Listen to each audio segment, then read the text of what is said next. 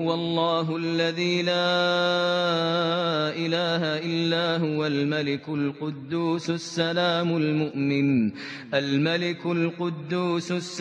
المؤمن المهيمن العزيز الجبار المتكبر سبحان الله عما يشركون.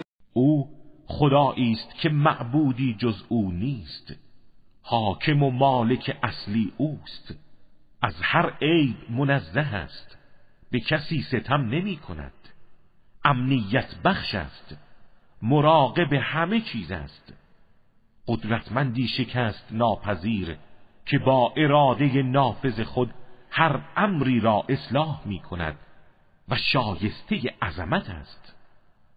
خداوند منزه است از آن که شریک برای او قرار می‌دهند.